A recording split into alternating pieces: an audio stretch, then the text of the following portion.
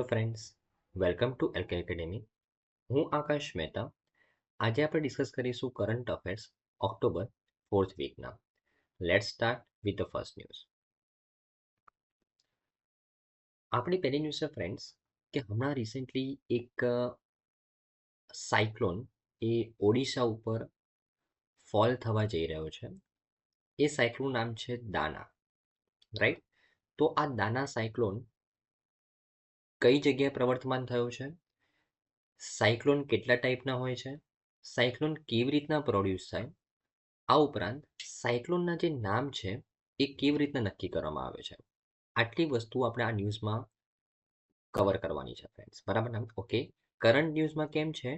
કારણ કે ઓડિશાની ઉપર હમણાં એક કુદરતી આફત, એક સાયક્લોન, દાના નામનો સાયક્લોન એ ઓડિશા ઉપર એટેક કરશે તેવું પ્રિડિક્શન કરવામાં આવ્યું છે આપણી ઇન્ડિયન મેટોલોજીકલ ડિપાર્ટમેન્ટ દ્વારા, આઈએમડી દ્વારા, બરાબર ને? ઓકે, તો આપણા એક્ઝામ પોઈન્ટ ઓફ વ્યૂથી આ દાના જે સાયક્લોન નામ છે, બરાબર, એ કોને પાડ્યું છે? સાયક્લોન નામ કેવી રીતના પાડવામાં આવે? આ ઉપરાંત સાયક્લોન કેટલા ટાઈપના હોય?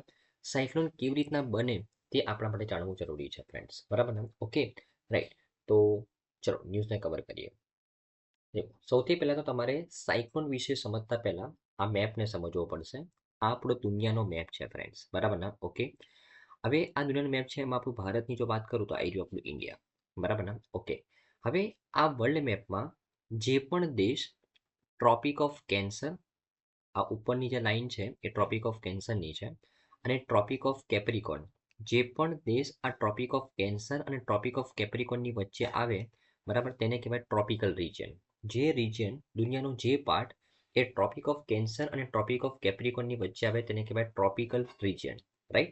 અને આ ટ્રોપિકલ રિજિયનની એક્ઝેક્ટલી વચ્ચે ઇક્વેટર છે, બરાબર? અને તમને સારી રીતે ખબર છે કે સૂર્યના કિરણો એ ઇક્વેટર ઉપર ડાયરેક્ટલી પડે છે, બરાબર ને? ઓકે, ડાયરેક્ટલી પડે છે એટલે હું કહી શકું કે એક પર્ટિક્યુલર સમયે આ ઇક્વેટર પર રહેલું જે સ્થાન છે એ સૌથી ગરમ હશે, બીકોઝ સૂર્યના કિરણો ડાયરેક્ટલી એ ઇક્વેટર ઉપર પડે છે, બરાબર ને? તો તમને ખબર પડી કે ટ્રોપિકલ રિજિયન શું છે? ટ્રોપિક ઓફ કેન્સર અને ટ્રોપિક ઓફ કેપ્રિકોનની વચ્ચે જે રિજિયન આવેલો છે તેને કહેવાય ટ્રોપિકલ રિજિયન, અને એની વચ્ચે, બરાબર, વચ્ચે શું છે? ઇક્વેટર છે, બરાબર ને? ઓકે, તો જો આપણું ભારતનો અમુક પાર્ટ ટ્રોપિકલ રિજિયનમાં આવે, બરાબર ને? ઓકે, આ ઉપરાંત ભારતની આસપાસ રહેલા જે સમુદ્ર છે, લાઈક અરબ સાગર, હિન્દ મહાસાગર, બે ઓફ બેંગાલ, બરાબર, એ પણ કયા રિજિયનમાં આવશે? ટ્રોપિકલ રિજિયનમાં આવશે, બરાબર ને? ઓકે, આ ઉપરાંત સાઉથ અમેરિકા, આફ્રિકા, બરાબર ને? એશિયાનો આ સાઉથર્ન પાર્ટ, ઓસ્ટ્રેલિયા, આ બધા દેશો કઈ જગ્યાએ આવે છે? ટ્રોપિકલ રિજિયનની અંદર આવે છે, બરાબર ને? ઓકે, હવે આ ટ્રોપિકલ રિજિયનની અંદર આવતા સાયક્લોનને ટ્રોપિકલ સાયક્લોન કહેવાય. ટ્રોપિકલ રિજિયનની આવતા સાયક્લોનને શું કહેવાય? Tropical cyclone. હવે આ સાયક્લોન એ અમુક પાર્ટમાં આવે તો તેને સાયક્લોન જ કહેવાય, પરંતુ અમુક પાર્ટમાં આવે તો તેને અલગ અલગ નામથી ઓળખવામાં આવે છે, લાઈક હરિકેન, વિલીવિલીસ, ટાઇફૂન. તો કયા કયા પાર્ટમાં, કયા દેશોમાં સાયક્લોનને હરિકેન કહેવામાં આવે છે, કયા દેશોમાં સાયક્લોનને વિલીવિલીસ કહેવામાં આવે છે, કયા દેશોમાં સાયક્લોનને ટાઇફૂન કહેવામાં આવે છે, તે સમજવું જરૂરી છે, બરાબર ને? ઓકે, યુપીએસસીનો ક્વેશ્ચન બની ચૂકેલો છે ફ્રેન્ડ્સ, બરાબર ને? ઓકે, એટલા માટે સૌથી પહેલાં તો જો સાયક્લોન એ ઇન્ડિયાની આસપાસના સમુદ્રમાં, લાઈક અરબ સાગર, બે ઓફ બેંગાલ, હિન્દ મહાસાગર, જો આ આસપાસના સમુદ્રમાં આવે તો એ સાયક્લોન જ કહીશું આપણે, બરાબર ને? ઓકે, જો એ જ સાયક્લોન એ સાઉથ અમેરિકાના દેશોમાં આવે, બરાબર ને? ઓકે, રાઈટ, તો તેને આપણે કહીશું હરિકેન. શું કહીશું ફ્રેન્ડ્સ? હરિકેન. જો એ જ સાયક્લોન ફોર એક્ઝામ્પલ ઓસ્ટ્રેલિયાની આસપાસના સમુદ્રમાં આવે તો તેને વિલીવિલીસ કહેવામાં આવે, અને જો એ જ સાયક્લોન એ ચાઇનાની આસપાસ આવે તેને કહેવાય ટાઇફૂન, બરાબર ને? ઓકે, તો અત્યારે આ દાના નામનો સાયક્લોન એ ઓડિશાની કોસ્ટ ઉપર આવવાની તૈયારીમાં છે.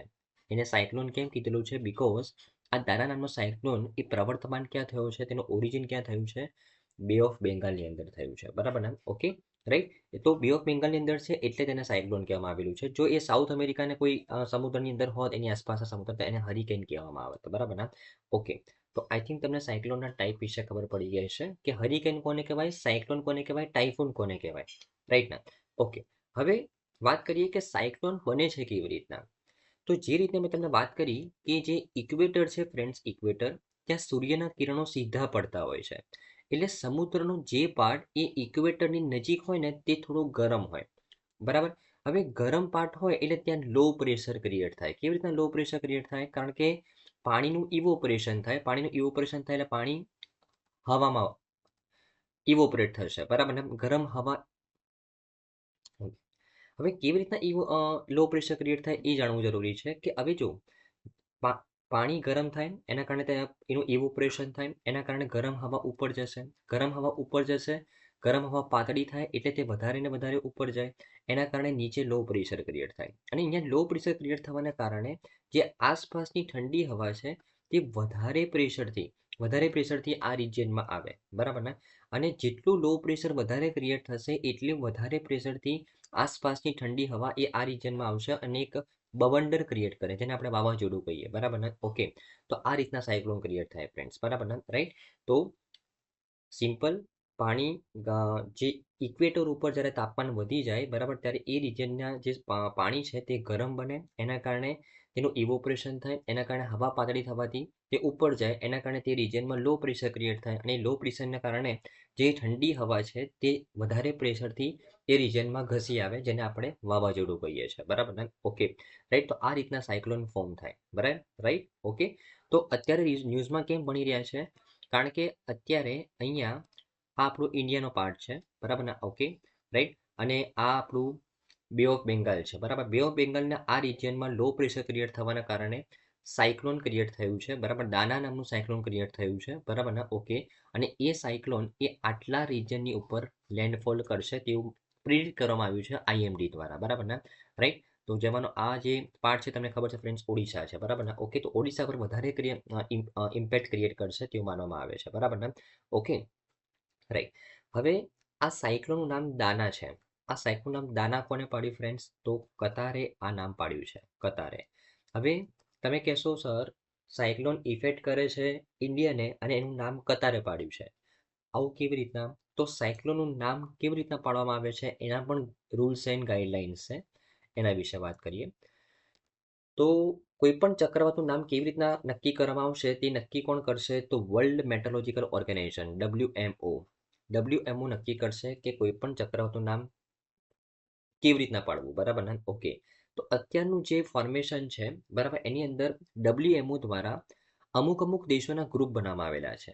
જેમ કે આપણું જે ગ્રુપ છે ને એમાં 13 દેશો છે. 13 દેશો છે. કયા કયા? Bharat, Bangladesh, Maldives, Myanmar, Oman, Pakistan, Sri Lanka, Thailand.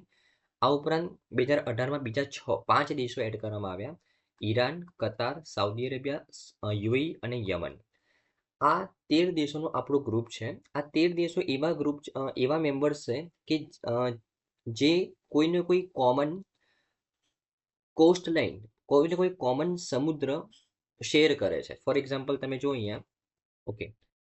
For example આપણે જો વાત કરું ભારત, તો ભારતની આસપાસ ભારત અને બાંગ્લાદેશની વાત કરીએ તો બે ઓફ બેંગાલ આપણે શેર કરીએ છીએ. ફોર એક્ઝામ્પલ ભારત અને યુએઈની વાત કરીએ તો આપણે અરબ સાગર શેર કરીએ છીએ. બરાબર ને? તો આ એવા દેશોનું ગ્રુપ છે, બરાબર ને, કે કોઈને કોઈ કોમન સમુદ્ર શેર કરે છે. બરાબર ને? ઓકે. રાઈટ. તો આ 13 દેશોનું ગ્રુપ છે જેને વર્લ્ડ મેટ્રોલોજીકલ ઓર્ગેનાઇઝેશન દ્વારા શું કહેવામાં આવેલું છે કે તમે 13 દેશ મને એક દેશે 13 નામ આપવાના છે. તો 13 દેશ 13 નામ આપશે તો કેટલા નામ થઈ જશે? 169 નામ થઈ જશે. તો અત્યારે આ 13 દેશોના ગ્રુપે 169 નામનું લિસ્ટ આપી દીધું છે વર્લ્ડ મેટ્રોલોજીકલ ઓર્ગેનાઇઝેશનને કે ભાઈ જો ત્યારે તમારા રિજિયનમાં ક્યારે કોઈ સાયક્લોન આવે ત્યારે આ જ લિસ્ટમાંથી અમે નામ રાખીશું. બરાબર ને? વારાફરતી turn by turn. Right. Total 169 નામનું લિસ્ટ આપી દેવામાં આવેલું છે.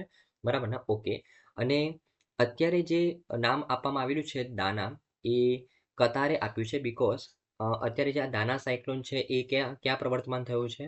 તો બે ઓફ બેંગાલમાં. અને આ બે ઓફ બેંગાલમાં પ્રવર્તમાન થયું છે મતલબ આપણા જ ગ્રુપમાં પ્રવર્તમાન થયું છે. અને આપણા ગ્રુપમાં કોણ છે ફ્રેન્ડ્સ? કતાર પણ છે. તો આ કતારનું નામ અત્યારે રાખવામાં આવેલું છે દાના. કતારે આપેલું નામ દાના એ આ સાયક્લોન નામ રાખવામાં આવેલું છે. બરાબર ને? ઓકે.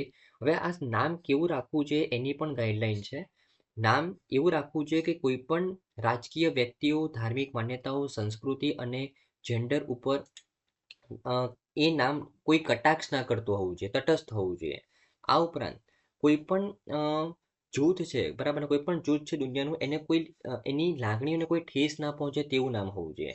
આ ઉપરાંત જે પણ દેશ તે નામ બનાવે તે નામને આ લિસ્ટ માટે આપે તો એ નામ છે ને મેક્સિમમ 8 લેટરનું હોવું જોઈએ, વધારે મોટું ના હોવું જોઈએ. અને એ નામનું પ્રોનાઉન્સિએશન એ દેશે રેકોર્ડિંગના માધ્યમથી પણ આપવાનું રહેશે, જેથી કરીને કોઈ વ્યક્તિ એને કોઈ જુદું જ પ્રોનાઉન્સિએશન ના કરી શકે. બરાબર ને? Okay right. તો આવા અમુક ગાઈડલાઇન્સ પણ આપવામાં આવેલા છે વર્લ્ડ મેટેરોલોજીકલ ઓર્ગેનાઇઝેશન દ્વારા, કે એક નામ કેવી રીતના સાયક્લોનનું આપવું, કેવું નામ આપવું, એ દરેક ગાઈડલાઇન્સ WMO દ્વારા આપવામાં આવેલું છે. બરાબર ને? ઓકે. તો આઈ થિંક તેને ન્યૂઝમાં ક્લિયર થયું હશે ફ્રેન્ડ્સ. ન્યૂઝ શું હતી કે ઓડિશાના કોસ્ટ ઉપર હમણાં એક સાયક્લોન લેન્ડફોલ થવા જઈ રહ્યું છે, દાના. એ દાના સાયક્લોનનું નામ કોને પાડ્યું, નામ કેવી રીતના પડે છે, સાયક્લોન શું કહેવાય, કેવી રીતના ક્રિએટ થાય છે, અને સાયક્લોનને અલગ અલગ રિજિયનમાં કયા નામથી ઓળખવામાં આવે છે, એ દરેક વસ્તુને આપણે ડિસ્કસ કર્યું ફ્રેન્ડ્સ. બરાબર ને? Okay right. આપણી નેક્સ્ટ ન્યૂઝ છે ફ્રેન્ડ્સ કે આમાં રિસેન્ટલી બ્રિક્સ નેશનની મીટિંગ થઈ, એન્યુઅલ સમિટ. બ્રિક્સ ગ્રુપની એક મીટિંગ થઈ રશિયાની અંદર. બરાબર ને? રશિયાના કઝાન શહેરની અંદર. તો એના વિશે વાત કરવાની છે, ખૂબ જ ઇમ્પોર્ટન્ટ છે એક્ઝામ પોઈન્ટ ઓફ વ્યૂથી. બરાબર ને? કે બ્રિક્સની એન્યુઅલ સમિટ થઈ. સૌથી પહેલાં તો આ બ્રિક્સ આ ગ્રુપ વિશે તમારે જાણવું જરૂરી છે. બરાબર ને? એના પછી આપણે આ રિસન્ટ ન્યૂઝમાં આવીએ. તો બ્રિક્સ વિશે તમને જણાવું ફ્રેન્ડ્સ, તો એકચ્યુઅલી બ્રિક્સ એક ગ્રુપ છે. શરૂઆતમાં આ જે ગ્રુપ હતું એ માત્ર એની અંદર બ્રાઝિલ, રશિયા, ઇન્ડિયા, ચાઇના અને સાઉથ આફ્રિકા આ 5 જ દેશ હતા. પરંતુ 2023માં જે દક્ષિણ આફ્રિકામાં યોજાયેલી જે 15મી બ્રિક્સ સમિટ હતી, બરાબર, એ દરમિયાન 6 દેશોને આ ગ્રુપમાં જોડાવા માટે આમંત્રણ આપવામાં આવેલું હતું. એમાંથી 5 દેશોએ તો આ આમંત્રણ સ્વીકારી લીધેલું છે, પરંતુ આર્જેન્ટિના હજી કન્ફર્મ નથી થયું. બરાબર ને? ઓકે. તો આ જે 5 દેશો કે જે બ્રિક્સ નેશનમાં જોડવા માટે તૈયાર થઈ ગયા છે તે છે ઈરાન, યુએઈ, સાઉદી અરેબિયા અને ઇજિપ્ત અને ઇથોપિયા. બરાબર ને? આર્જેન્ટિના હજી કન્ફર્મ નથી થયું. બરાબર ને? ઓકે. તો ઓરિજિનલી 5 દેશો હતા, બીજા 5 દેશો જોડાઈને 10 દેશો તો કન્ફર્મ થઈ ચૂકેલા છે, અને આર્જેન્ટિના વિશે હજી કન્ફર્મેશન નથી. રાઈટ ને? તો આ બ્રિક્સની 16મી મીટિંગ છે જે રશિયામાં રિસન્ટલી યોજાઈ છે. એ બ્રિક્સની 16મી મીટિંગ છે. બરાબર, કઝાન શહેરની અંદર. 15મી બ્રિક્સ સમિટ ક્યાં થઈ હતી? દક્ષિણ આફ્રિકામાં થયેલી હતી. બરાબર ને? ઓકે. હવે જ્યારે આ બ્રિક્સ નેશન્સનું, આ બ્રિક્સ ગ્રુપનું જ્યારે વિસ્તરણ થયું 2023ની અંદર, એના પહેલા માત્ર આ 5 દેશ, બ્રાઝિલ, રશિયા, ઇન્ડિયા, ચાઇના અને સાઉથ આફ્રિકા, માત્ર 5 દેશ એ વિશ્વની કુલ વસ્તીના 42% વસ્તી ધરાવતું હતું. વિશ્વના કુલ પ્રદેશના 30% પ્રદેશ, 30% ટેરિટરી તો માત્ર 5 દેશોમાં આવેલી છે. વિશ્વની કુલ જીડીપીના 23% જીડીપી આ 5 દેશો ધરાવે છે, અને વિશ્વનો કુલ વેપારના 18% વેપાર એ આ 5 દેશોમાં થાય છે. તો આટલું ઇમ્પોર્ટન્ટ છે આ બ્રિક્સ ગ્રુપ. બરાબર. એની અંદર બીજા ઓર 5 દેશો જોડાઈ ગયેલા છે. હવે ટોટલ 10 કન્ટ્રીઝનું ગ્રુપ બની ગયું છે બ્રિક્સ. બરાબર ને? ઓકે. અને આ અત્યારે રિસન્ટ ન્યૂઝમાં કેમ ભણી રહ્યા છે? કારણ કે બ્રિક્સની હમણાં 16મી એન્યુઅલ મીટિંગ થઈ રશિયાની અંદર, રશિયાના કઝાનની અંદર. બરાબર ને? Okay right. 15મી મીટિંગ ક્યાં થઈ હતી? સાઉથ આફ્રિકાની અંદર થઈ હતી. એ તમારે ધ્યાનમાં રાખવાનું છે. બરાબર ને? ઓકે.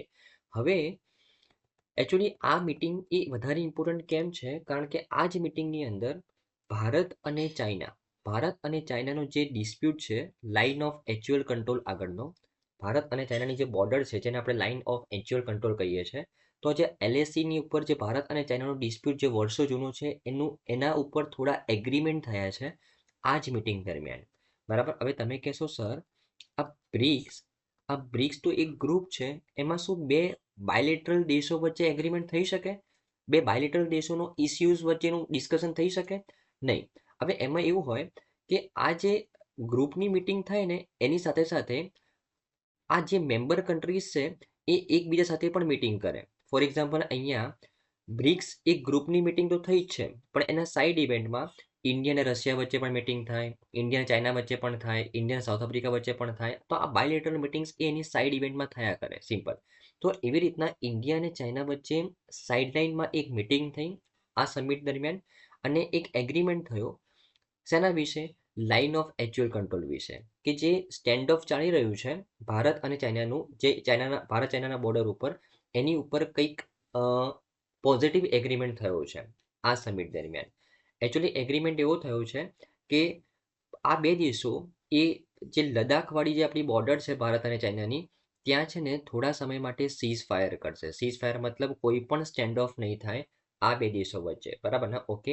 અને જે પહેલા આ જે વોરની જે સિચ્યુએશન હતી ઇન્ડિયા અને ચાઇનાની, એના પહેલાં જે રીતના પેટ્રોલિંગ થતું હતું બંને દેશોની મિલિટરી વચ્ચે, એ રીતના પેટ્રોલિંગ કન્ટિન્યુ રહેશે એવો એગ્રીમેન્ટ થયો ઇન્ડિયા અને ચાઇના વચ્ચે આ સાઇડલાઇનની મિટિંગ દરમિયાન, બરાબર ને? ઓકે. હવે આ એગ્રીમેન્ટ કરાવ્યો કોને તેવું કહેવામાં આવે છે કે જે રશિયાના પ્રેસિડેન્ટ છે વ્લાદિમીર પુતિન, બરાબર, એ ઇન્ડિયાના પણ મતલબ રશિયા એ ઇન્ડિયા સાથે પણ સારા રિલેશન ધરાવે છે અને ચાઇના સાથે પણ સારા રિલેશન ધરાવે છે. તો તેમના આ જ તટસ્થ વલણના કારણે તેમને ઇન્ડિયા અને ચાઇનાને અહીંયા સમજૂતી કરવા માટે સંમત કર્યા, સિમ્પલ, બરાબર ને? ઓકે. તો આ બ્રિક્સ નેશનની સમિટથી ઇન્ડિયા અને ચાઇના વચ્ચે કંઈક પોઝિટિવ ઇમ્પેક્ટ ક્રિએટ થયો છે, બરાબર ને? તેવું માનવામાં આવે છે, સિમ્પલ, બરાબર ને? Okay, right. અને આ ઉપરાંત બ્રિક્સ કન્ટ્રીએ સાથે ભેગા મળીને એક બેંક પણ બનાવી છે જેનું નામ છે ન્યૂ ડેવલપમેન્ટ બેંક. તમે વર્લ્ડ બેંકનું નામ સાંભળ્યું હશે, તમે એશિયન ડેવલપમેન્ટ બેંકનું નામ સાંભળ્યું હશે, એવી રીતના ન્યૂ ડેવલપમેન્ટ બેંક છે. આ બધી ઇન્ટરનેશનલ બેંક છે, બરાબર ને, જે ડેવલપમેન્ટ કરવા માટે પૈસા આપે છે. તો વર્લ્ડ બેંક એ યુએનની જેટલી પણ મેમ્બર કન્ટ્રીઝ છે એને ડેવલપમેન્ટ માટે પૈસા આપે. એશિયન ડેવલપમેન્ટ બેંક એશિયન કન્ટ્રીઝને ડેવલપમેન્ટ માટે પૈસા આપે. ન્યૂ ડેવલપમેન્ટ બેંક એ બ્રિક્સ નેશન્સને ડેવલપમેન્ટ કરવા માટે પૈસા આપે છે, બરાબર ને? ઓકે. તો બ્રિક્સ નેશને સાથે ભેગા મળીને ન્યૂ ડેવલપમેન્ટ બેંક તૈયાર કરી છે. ટોટલ $100 બિલિયન કેપિટલ છે તેની અંદર, બરાબર ને? 2014માં આ બેંક બનાવવામાં આવેલી છે, ધ્યાનમાં રાખવાનું છે, બરાબર ને? Okay, right. તો સિમ્પલ ન્યૂઝ છે એક્ઝામ પોઈન્ટ ઓફ વ્યૂથી કે હમણાં રિસેન્ટલી મોદીજી અને ઝિનપિંગ ની વચ્ચે એક બોર્ડર પેક્ટ સાઇન થયો, જે રીતે મેં તમને વાત કરી. ઇન્ડિયા ચાઇના વચ્ચે એક બોર્ડર પેક્ટ સાઇન થયો કઈ મિટિંગ દરમિયાન? બ્રિક્સ સમિટ દરમિયાન. આ બ્રિક્સ સમિટ કયા નંબરની હતી? 16th બ્રિક્સ સમિટ હતી, જે રશિયામાં આયોજન કરવામાં આવ્યું હતું કઝાનની અંદર. આ ઉપરાંત બ્રિક્સ વિશે મેં તમને માહિતી આપી કે બ્રિક્સ શું છે. એની અંદર બીજા 5 દેશો પણ જોડાયેલા છે. આર્જેન્ટિનાનું હજી કન્ફર્મ નથી. આ ઉપરાંત બ્રિક્સ નેશનની તાકાત મેં તમને સમજાવી, કેવી રીતના આ ગ્રુપનું સિગ્નિફિકન્સ છે એ તમને સમજાવ્યું. આ ઉપરાંત ન્યૂ ડેવલપમેન્ટ બેંક વિશે આપણે સમજ્યા ફ્રેન્ડ્સ, બરાબર ને? Okay, right. તો આઈ થિંક તમને આન્સર ક્લિયર થઈ ગયું હશે. આપણી નેક્સ્ટ ન્યૂઝ છે ફ્રેન્ડ્સ કે જસ્ટિસ સંજીવ ખન્ના જે આપણા next chief justice of India બનશે 11 નવેમ્બરે, એના વિશે વાત કરીએ. ચીફ જસ્ટિસ ઓફ ઇન્ડિયા શું છે, એ પોસ્ટ ઉપર કેવી રીતના અપોઇન્ટમેન્ટ થાય, સુપ્રીમ કોર્ટના જજ કેવી રીતના બનાય, એમનું ક્વોલિફિકેશન કેવું હોવું જોઈએ, આ ઉપરાંત સુપ્રીમ કોર્ટ શું છે, આ દરેક વિશે ડિટેલમાં ચર્ચા કરીશું, બરાબર ને? ઓકે. તો ન્યૂઝ શું છે કે આપણા નવા ચીફ જસ્ટિસ ઓફ ઇન્ડિયા બન્યા છે સંજીવ ખન્નાજી, જે ઓથ લેશે 11મી નવેમ્બરે.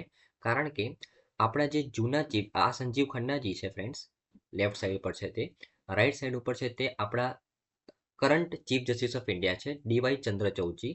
એ રિટાયર્ડ થાય છે 10મી નવેમ્બરે. એના કારણે 11મી નવેમ્બરે આપણા નવા ચીફ જસ્ટિસ ઓફ ઇન્ડિયા કોણ બનશે? સંજીવ ખન્નાજી બનશે, બરાબર ને? ઓકે. હવે આ ચીફ જસ્ટિસ ઓફ ઇન્ડિયા કેવી રીતના બની શકાય, કેવી રીતના રિકમેન્ડેશન આપવામાં આવે, કોણ તેમનું અપોઇન્ટમેન્ટ કરે, એના વિશે જાણવું જરૂરી છે, બરાબર ને? ઓકે. તો આપણા બંધારણના આર્ટિકલ 124માં ક્લોઝ 2 છે. આ ક્લોઝ 2ના અંડરમાં ચીફ જસ્ટિસ ઓફ ઇન્ડિયાના પાવર લખેલા છે. ચીફ જસ્ટિસ ઓફ ઇન્ડિયાને અપોઇન્ટમેન્ટ કરવાનું લખેલું છે આ ક્લોઝ 2ની અંદર. તો આર્ટિકલ 124, આપણા બંધારણના આર્ટિકલ 124ના ક્લોઝ 2માં ચીફ જસ્ટિસ ઓફ ઇન્ડિયાનું અપોઇન્ટમેન્ટ અને તેમના પાવર લખેલા છે ફ્રેન્ડ્સ, બરાબર ને? ઓકે. હવે ચીફ જસ્ટિસ ઓફ ઇન્ડિયા કેવી રીતના બને એના વિશે વાત કરીએ. તો એકચ્યુઅલી કે ભારતના મુખ્ય ન્યાયાધીશ અને સુપ્રીમ કોર્ટના ન્યાયાધીશોની નિમણૂક એ બંધારણની કલમ 124ની કલમ 2 હેઠળ રાષ્ટ્રપતિ દ્વારા કરવામાં આવે છે. ચીફ જસ્ટિસ ઓફ ઇન્ડિયા અને સુપ્રીમ કોર્ટના દરેક જજનું જે નિમણૂક છે ને, એ બંધારણની કલમ 124ની હેઠળ જે ક્લોઝ 2 છે તેની હેઠળ કરવામાં આવે છે. કોના દ્વારા? રાષ્ટ્રપતિ દ્વારા કરવામાં આવે છે. જો હું ચીફ જસ્ટિસ ઓફ ઇન્ડિયાની વાત કરું તો એ કેવી રીતના કરવામાં આવે તેમની નિમણૂક? તો ફોર એક્ઝામ્પલ અત્યારે આપણા current chief justice of India કોણ છે? ડીવાય ચંદ્રચૂડ. આ આપણા 50મા નંબરના ચીફ જસ્ટિસ ઓફ ઇન્ડિયા છે. હવે એ 10મી નવેમ્બરે રિટાયર્ડ થવાના છે. ઓકે. હવે શું થાય કે એ ડીવાય ચંદ્રચૂડજી એ રિટાયર્ડ થવાના છે, એ તેમના પછી નવા ચીફ જસ્ટિસ ઓફ ઇન્ડિયા કોણ બનશે તેમના નામનું રિકમેન્ડેશન આપે. એ કેવી રીતના આપે?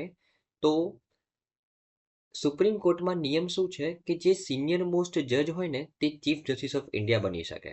સિનિયર મોસ્ટ જજ મતલબ ઉંમર વાઇઝ નહીં, જે જજે સુપ્રીમ કોર્ટની અંદર વધારે વર્ષ કામ કર્યું હોય ને તે રીતના સિનિયરિટી નક્કી કરવામાં આવે. તો આપણા જે ચીફ જસ્ટિસ ઓફ ઇન્ડિયા છે, જે current chief justice of India છે, જે રિટાયર્ડ થવાના છે, તે રિકમેન્ડ આપશે કે ભાઈ મારા પછી સૌથી સિનિયર મોસ્ટ વ્યક્તિ આ છે, તેને ચીફ જસ્ટિસ ઓફ ઇન્ડિયા બનાવવો જોઈએ. ઓકે, જો તે યોગ્ય વ્યક્તિ હશે તો.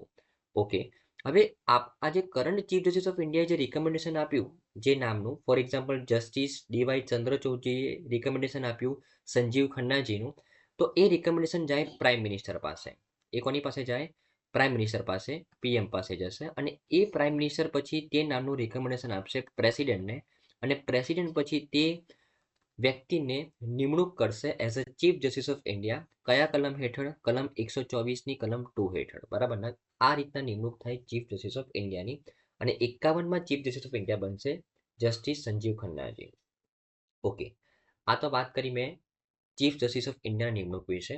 હવે જો હું વાત કરું સુપ્રીમ કોર્ટના જજ વિશે, સુપ્રીમ કોર્ટના જજ વિશે, તો સુપ્રીમ કોર્ટના જજનું નિમણૂક પણ કઈ બંધારણની 124ની કલમ 2 હેઠળ જ કરવામાં આવે છે. બરાબર ને? ઓકે, અને એ સુપ્રીમ કોર્ટનું જે નિમણૂક કરવામાં આવે ને એના માટે સુપ્રીમ કોર્ટ દ્વારા એક સમિતિ બનાવવામાં આવી છે, જેને કહેવાય કોલેજિયમ સિસ્ટમ. બરાબર ને? ઓકે, સુપ્રીમ કોર્ટમાં જજની નિમણૂક કરવા માટે સુપ્રીમ કોર્ટ દ્વારા એક સમિતિ બનાવવામાં આવી છે, જેને કહેવાય કોલેજિયમ સિસ્ટમ. આ કોલેજિયમ સિસ્ટમની અંદર સુપ્રીમ કોર્ટના જે સિનિયર મોસ્ટ જજો હોય એ લોકો સાથે ભેગા મળીને સુપ્રીમ કોર્ટમાં જજનું અપોઇન્ટમેન્ટ કરે છે. અને આ કોલેજિયમ સિસ્ટમના જે હેડ હોય ને એ પણ કોણ હોય?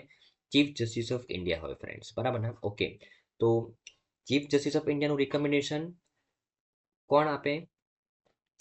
જે જનાર ચીફ જસ્ટિસ ઓફ ઇન્ડિયા છે તે રિકમેન્ડ આપશે પ્રાઇમ મિનિસ્ટરને, પ્રાઇમ મિનિસ્ટર રિકમેન્ડ આપશે રાષ્ટ્રપતિને, અને રાષ્ટ્રપતિ એ ચીફ જસ્ટિસ ઓફ ઇન્ડિયાની નિમણૂક કરશે. બરાબર ને? બંધારણની કલમ 124ની હેઠળ. એ જ રીતના સુપ્રીમ કોર્ટમાં જજની અપોઇન્ટમેન્ટ કોણ કરે?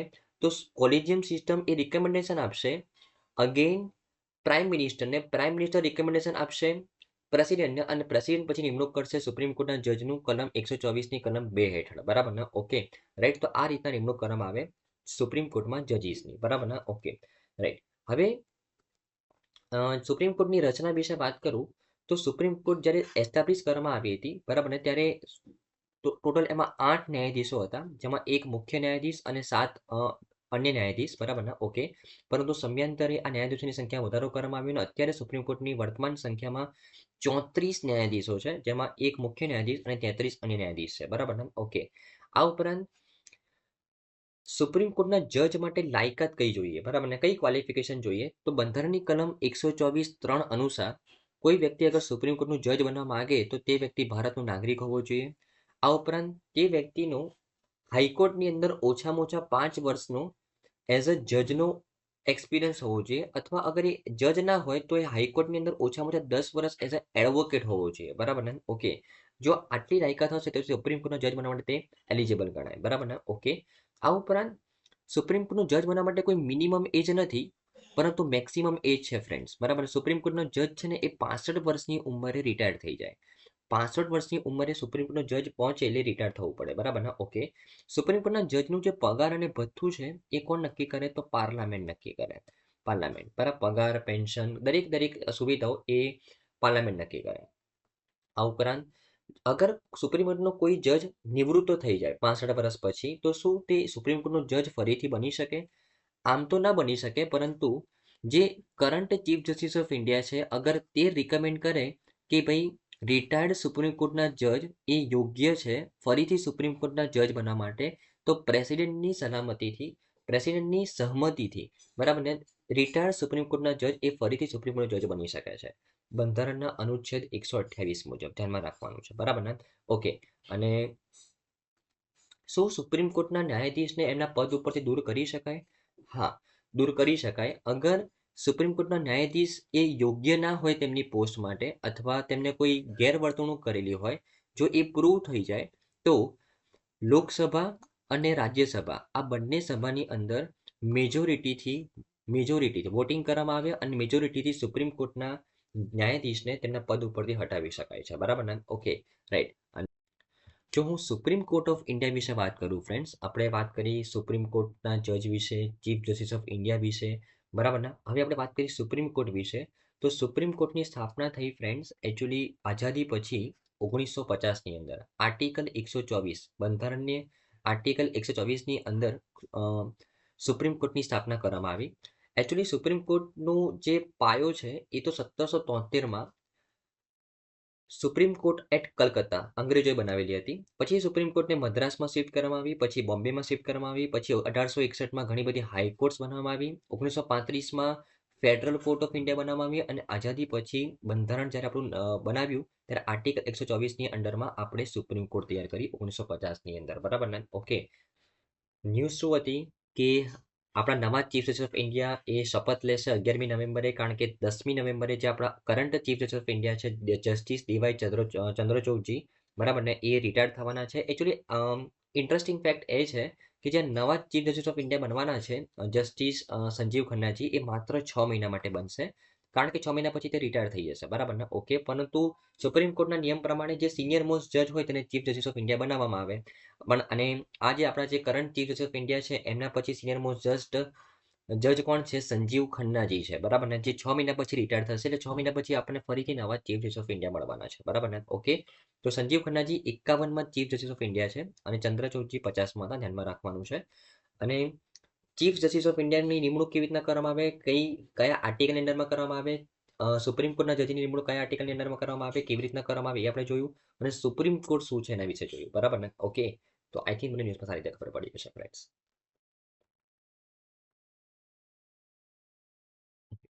આપણી નેક્સ્ટ ન્યૂઝ છે ફ્રેન્ડ્સ કે આમાં રિસન્ટલી સેન્ટ્રલ ગવર્મેન્ટ દ્વારા એક અનાઉન્સમેન્ટ કરવામાં આવેલું છે કે Aadhaar link payment is made mandatory for the મનરેગા વર્કર્સ. હવે એકચ્યુઅલી ઇસ્યુ શું છે એ તો આપણે પછી સમજીએ. સૌથી પહેલાં આપણે વાત કરીએ મનરેગા વર્કર્સ વિશે, બરાબર? મનરેગા સ્કીમ વિશે. જો મનરેગા સ્કીમ વિશે વાત કરું, એનું ફૂલ ફોર્મ તમને ખબર હોવું જોઈએ. Mahatma Gandhi national rural employment guarantee scheme. નામ પરથી જ ખબર પડે છે કે આ સ્કીમની અંદરમાં એમ્પ્લોયમેન્ટની ગેરંટી આપવામાં આવે છે. આ સ્કીમની અંદરમાં એમ્પ્લોયમેન્ટની ગેરંટી આપવામાં આવે છે કેવી રીતના? અગર કોઈ એલિજિબલ વ્યક્તિ એ આ સ્કીમની અંદરમાં અપ્લાય કરે તો તે વ્યક્તિને 100 દિવસની ટેમ્પરરી જોબ પ્રોવાઈડ કરવામાં આવે છે. અને જો એ વ્યક્તિને આ જોબ ન મળે અને તેને અપ્લાય કર્યું છે પણ જોબ નથી મળતી, કેટલા દિવસ સુધી? 15 દિવસ સુધી. તો 15 દિવસ પછી તે વ્યક્તિને જોબ નથી મળી છતાં પણ તેને મહેનતાણું આપવામાં આવશે, એટલે કહેવામાં આવે છે તેને એમ્પ્લોયમેન્ટ ગેરંટી સ્કીમ. પણ માત્ર કેટલા દિવસ સુધી? 100 દિવસ સુધી, રાઈટ? તો મનરેગા સ્કીમને લોન્ચ કરવામાં આવી હતી ફ્રેન્ડ્સ 2005ની અંદર, 2005ની અંદર. અને જો હું એના સ્ટેટિક ફેક્ટ્સ વિશે વાત કરું તો 2005માં આ યોજનાને શરૂ કરવામાં આવેલી હતી અને 2023-24 સુધીમાં ટોટલ 14.32 કરોડ લોકોને આ સ્કીમની અંડરમાં રોજગારી પૂરી પાડવામાં આવી છે, બરાબર ને? આ સ્કીમના મુખ્ય લક્ષણોની જો વાત કરું તો મેં તમને કીધું કે તેમાં એમ્પ્લોયમેન્ટની ગેરંટી આપવામાં આવે છે. 15 દિવસની અંદર જો જોબ ના મળે તો તમે બેરોજગાર છો છતાં પણ તમને ભથ્થું આપવામાં આવશે, બરાબર ને? ઓકે, અને ઇમ્પોર્ટન્ટ ઇન્ટરેસ્ટિંગ વસ્તુ એ છે કે આ સ્કીમની અંડરમાં અગર કોઈ પર્ટિક્યુલર વર્કર કામ કરે છે તો મનરેગાની કલમ 17 હેઠળ તે વ્યક્તિનું સોશિયલ ઓડિટ કરવામાં આવે કે તેની લાઈફસ્ટાઈલમાં કેટલી ઇમ્પ્રુવમેન્ટ થઈ આ 100 દિવસની અંદર, બરાબર ને? એટલે એને એક કમ્પ્લીટ ટ્રેકિંગ કરવામાં આવી રહ્યું છે. ઓકે, આ સ્કીમને ઇમ્પ્લિમેન્ટ કોણ કરાવે છે? તો ministry of rural development implement કરાવે છે. આ સ્કીમનો મુખ્ય ઉદ્દેશ્ય છે જે ગામડાના લોકો છે કે જે અનસ્કિલ્ડ વર્કર છે, બરાબર, તેમને કામ મળી રહે, ભલે ટેમ્પરરી પીરિયડ તો ટેમ્પરરી પીરિયડ માટે, અને તે તેમના જીવનમાં કશું કરે અને તેમની લાઈફસ્ટાઈલ ઇમ્પ્રૂવ થાય એના માટે આ સ્કીમ લોન્ચ કરવામાં આવેલી છે, બરાબર ને? Okay, right. અને જો હું આ સ્કીમની સિદ્ધિઓ વિશે વાત કરું 2022-23ની, બરાબર ને, તો આ સ્કીમની હેઠળ 2022-23માં 11.37 કરોડ પરિવારો રોજગાર મેળવ્યો, 289.24 કરોડ વ્યક્તિ દિવસની રોજગારી ઉત્પન્ન થઈ, 56% મહિલાઓ હતી, મોર દેન 50% આ સ્કીમ મહિલાઓને એમ્પ્લોયમેન્ટ મળ્યું આ સ્કીમની અંડરમાં. અને 19.75% SC કેટેગરીના લોકો હતા અને 17% જેવા ST કેટેગરીના લોકો હતા. મતલબ જે ઓબ્જેક્ટિવથી આ સ્કીમ લોન્ચ કરવામાં આવેલી છે તેને અમુક અંશે ફૂલફિલ થઈ રહ્યું છે તેવું દેખાઈ રહ્યું છે ડેટા ઉપરથી, બરાબર ને? Okay, right. અને આ સ્કીમને આપણે રિસન્ટ ન્યૂઝમાં કેમ ભણી રહ્યા છે? તો એકચ્યુઅલી સરકારે 1 જાન્યુઆરી 2024થી કમ્પલ્ઝન કરેલું હતું કે જે પણ મનરેગા વર્કર્સ છે તેમને છે ને પોતાનું બેંક એકાઉન્ટ ખોલાવવાનું રહેશે અને એ બેંક એકાઉન્ટ છે ને એ આધાર લિંક કરાવવાનું રહેશે, બરાબર ને? ઓકે, કારણ કે જે મનરેગા વર્કર્સની જે સેલેરી છે તે એ જ બેંક એકાઉન્ટમાં પડશે અને આધાર ઇનેબલ પેમેન્ટ સિસ્ટમના માધ્યમથી આ સેલેરી પ્રોવાઈડ કરવામાં આવશે, બરાબર ને? પરંતુ સર્વેથી માલુમ પડ્યું કે ઘણા બધા મનરેગા વર્કર્સે હજી આધાર કાર્ડ નથી નીકળવાયું અને આધાર કાર્ડ જ નથી તો તે બેંક એકાઉન્ટ સાથે કેવી રીતના લિંક કરી શકે? તો સરકારે અનાઉન્સમેન્ટ કર્યું કે જેટલા પણ રજિસ્ટર્ડ વર્કર છે એમાંથી 34.8% અને જેટલા એક્ટિવ વર્કર છે એમાંથી 12% પાસે હજી પણ આધાર કાર્ડ નથી આવ્યું, જેથી કરીને તે નવી પેમેન્ટ સિસ્ટમ માટે એલિજિબલ જ નથી. એટલે સરકારે તેમને એ લિસ્ટમાંથી બહાર કાઢવાનું નક્કી કર્યું છે ફ્રેન્ડ્સ, બરાબર ને? ઓકે, અને આ પર્પસના કારણે એપ્રિલ 2022 પછી જેટલા પણ લોકો એ આ સ્કીમની અંડરમાં જોડાયા છે એમાંથી 76 કરોડના જે જોબ કાર્ડ છે એને ડિલીટ કરી દેવામાં આવે છે સરકાર દ્વારા બીકોઝ ઓફ ધીસ રીઝન કે સરકારે જે પહેલ કરી છે કે એમનું આધાર લિંક બેંક એકાઉન્ટ હોવું જોઈએ પણ એ નવા પેમેન્ટ સિસ્ટમ માટે એલિજિબલ જ નથી એ લોકો, એટલા કારણે સરકારે તેમને લિસ્ટમાંથી બહાર કાઢી નાખેલા છે, બરાબર ને? ઓકે, એટલે અમુક કોન્ટ્રાવર્સીની અંદર આ ન્યૂઝમાં છે, બરાબર? પરંતુ આપણા માટે મનરેગા વર્કર્સ શું છે એ જાણવું જરૂરી છે. મનરેગા વર્કર્સની અંદર શું બેનિફિટ આપવામાં આવે છે જાણવું જરૂરી છે, બરાબર ને? Okay, right. ચલો, તમારે જસ્ટ એક કામ કરવાનું રહેશે કે આ વખતના બજેટમાં મનરેગા વર્કર્સ માટે મનરેગા સ્કીમ માટે કેટલા પૈસા એલોકેટ કરવામાં આવેલા હતા એ તમારે ધ્યાનમાં રાખવાનું છે, બરાબર ને? આપણે નેક્સ્ટ ન્યૂઝ છે ફ્રેન્ડ્સ, તેમાં રિસેન્ટલી આપણા ફાઇનાન્સ મિનિસ્ટર નિર્મલા સીતારામનજી દ્વારા અનાઉન્સમેન્ટ કરવામાં આવેલું છે કે જે મુદ્રા યોજના હેઠળ જે લોન આપવામાં આવે છે એની લિમિટ ડબલ કરીને 20 લાખ રૂપિયા કરવામાં આવી છે. ખૂબ જ ઇમ્પોર્ટન્ટ ન્યૂઝ છે એક્ઝામ પોઈન્ટ ઓફ વ્યૂથી. તો આ ન્યૂઝને સમજતા પહેલા આપણે પ્રધાનમંત્રી મુદ્રા યોજના વિશે સમજી લઈએ.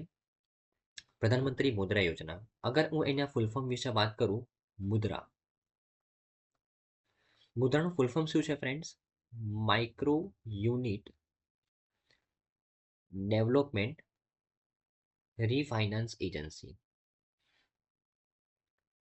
Micro unit development refinance agency આ મુદ્રાનું ફૂલ ફોર્મ છે, બરાબર ને? ઓકે, નામ પરથી જ ખબર પડે છે કે આ મુદ્રા યોજનાની અંડરમાં માઇક્રો યુનિટ્સ ઉપર ફોકસ કરવામાં આવેલું છે, માઇક્રો એન્ડ સ્મોલ એન્ટરપ્રાઇઝ ઉપર. તો માઇક્રો અને સ્મોલ એન્ટરપ્રાઇઝને અફોર્ડેબલ લોન પ્રોવાઈડ કરવા માટે પ્રધાનમંત્રી મુદ્રા યોજના લોન્ચ કરવામાં આવેલી છે.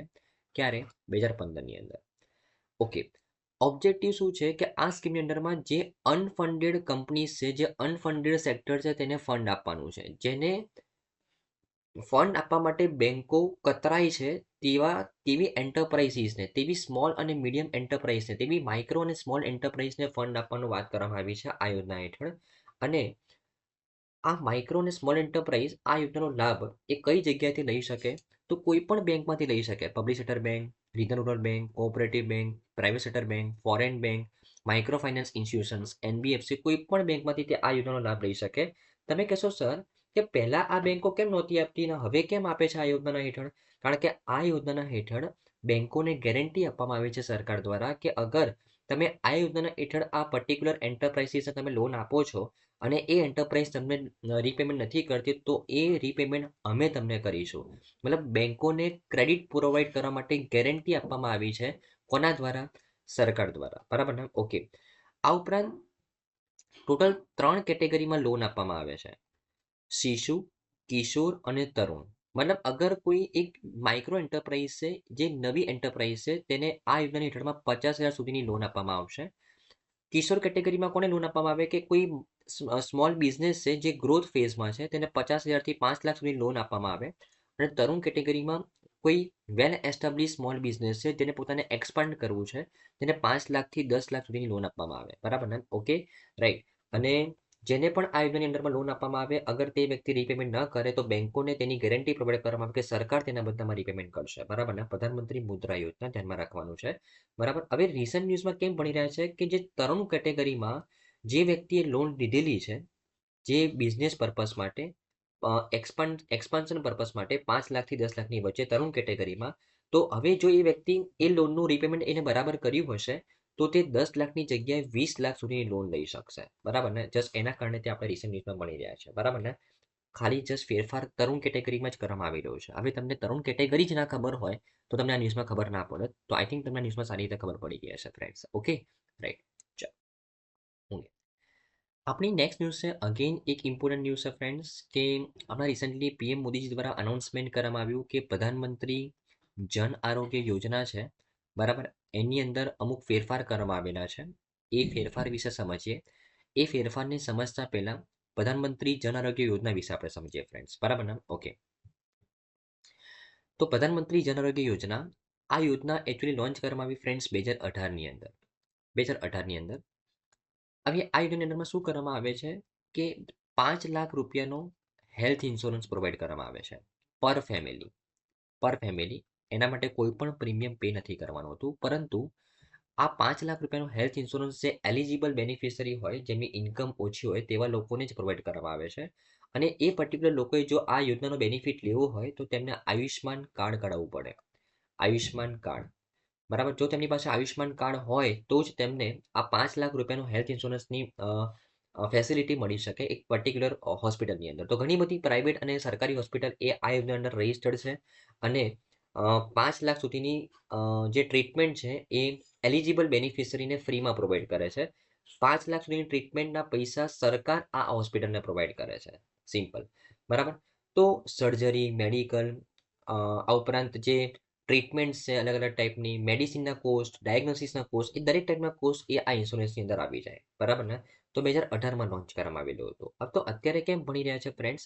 તો અત્યારે રિસન્ટ ચેન્જ કરવામાં આવેલું છે કે સરકારે અનાઉન્સમેન્ટ કર્યું કે આયુષ્માન ભારત પ્રધાનમંત્રી જન આરોગ્ય યોજનાની અંદરમાં, બરાબર, કે જે પણ વ્યક્તિ 70 વર્ષ કે 70 વર્ષ કરતાં વધારે વર્ષની ઉંમરવાળો વ્યક્તિ હશે તેમને 5 લાખ રૂપિયાનો હેલ્થ ઇન્સ્યોરન્સ મળશે. આમાં કંઈ જ નવું નથી, પરંતુ 5 લાખ રૂપિયાના હેલ્થ ઇન્સ્યોરન્સ માટે તેમને કોઈ પણ ઇન્કમનો બાર નહીં લાગે. કોના માટે? 70 વર્ષ કે તેથી વધુ ઉંમરના વ્યક્તિ માટે ઇન્કમનો કોઈ પણ બાર વગર આ હેલ્થ ઇન્સ્યોરન્સ પ્રોવાઈડ કરવામાં આવશે. ભલે પછી એ વ્યક્તિ કરોડપતિ હોય કે મિડલ ક્લાસ હોય, એ દરેક વ્યક્તિને આ યોજનાનો લાભ મળી શકશે, બરાબર ને? પણ કેવી વ્યક્તિ? 70 વર્ષ કે તેથી વધારે ઉંમરની વ્યક્તિ હોવી જોઈએ, તો જ ઇન્કમના કોઈ બાર વગર અહીંયા આ ફેસિલિટી મળી શકશે, બરાબર ને? Okay, right. અને જે ફંડિંગ પ્રોવાઈડ કરવામાં આવે છે આ યોજના હેઠળ, તો એમાં એવું છે કે ફોર એક્ઝામ્પલ એક દર્દીનો ખર્ચો થયો ફોર એક્ઝામ્પલ 3 લાખ રૂપિયા, બરાબર, 3 લાખ રૂપિયા ખર્ચો થયો. તો એ 3 લાખ રૂપિયાનો ખર્ચો થયો તો એ દર્દીને તો કોઈ પૈસા નથી આપવાના હોસ્પિટલને, પણ તો એ 3 લાખ રૂપિયા કોણ આપશે? કેન્દ્ર સરકાર આપશે. કેન્દ્ર સરકાર નહીં, સરકાર આપશે. તો હવે એ દર્દી ફોર એક્ઝામ્પલ ગુજરાતનો છે, ગુજરાત નોર્મલ સ્ટેટમાં આવે તો એમાંથી 60% ખર્ચો કેન્દ્ર સરકાર આપશે અને 40% ખર્ચો રિસ્પેક્ટિવ સ્ટેટ ગવર્મેન્ટ આપશે, બરાબર ને? ઓકે. આ ઉપરાંત જો એ દર્દી ફોર એક્ઝામ્પલ નોર્થ ઇસ્ટર્ન સ્ટેટ્સનો હોય તો 90% ખર્ચો કેન્દ્ર સરકાર આપશે અને 10% ખર્ચો એ નોર્થ ઇસ્ટર્ન સ્ટેટ આપશે. અને જો એ દર્દી ફોર એક્ઝામ્પલ કેન્દ્ર શાસિત પ્રદેશ હોય જ્યાં લેજિસ્લેચર નથી, અથવા ઉત્તરાખંડ અને હિમાચલ પ્રદેશ જેવા રાજ્યમાંથી બિલોંગ કરતો હોય, હિમાલયન રાજ્યમાંથી, તો એમાંથી 100% ખર્ચો કોણ આપશે? કેન્દ્ર સરકાર આપશે, બરાબર ને? ઓકે. આ જે યોજના છે ફ્રેન્ડ્સ, એને કઈ સંસ્થા ઇમ્પ્લિમેન્ટ કરાવી રહી છે? તો નેશનલ હેલ્થ ઓથોરિટી આ યોજનાને ઇમ્પ્લિમેન્ટ કરાવી રહી છે, બરાબર ને? ઓકે. તો આઈ થિંક તમને ન્યૂઝમાં ખબર પડી ગઈ છે ફ્રેન્ડ્સ કે પ્રધાનમંત્રી જન આરોગ્ય યોજનાની અંદરમાં આપણે રિસેન્ટ ન્યૂઝમાં કેમ ભણી રહ્યા છે? સ્કીમ તો 2018ની છે, કે રિસેન્ટ ન્યૂઝ એટલા માટે જ છે કે જસ્ટ કે જે 70 વર્ષ અને તેની વધારે કરતાં તેની તે વર્ષ કરતાં વધારે ઉંમરના જે વ્યક્તિઓ છે, બરાબર ને, એમના કોઈ પણ ઇન્કમના બાર વગર આ યોજનાનો લાભ મળશે. લાભમાં શું છે કે 5 લાખ રૂપિયાનો health insurance free of cost provide કરવામાં આવશે, કોઈ પણ પ્રીમિયમ વગર, બરાબર ને? ઓકે. પણ તેમની પાસે આયુષ્માન કાર્ડ હોવું જરૂરી છે, બરાબર ને? ઓકે. તો આઈ થિંક તમને સારી રીતે ખબર પડી હશે ફ્રેન્ડ્સ.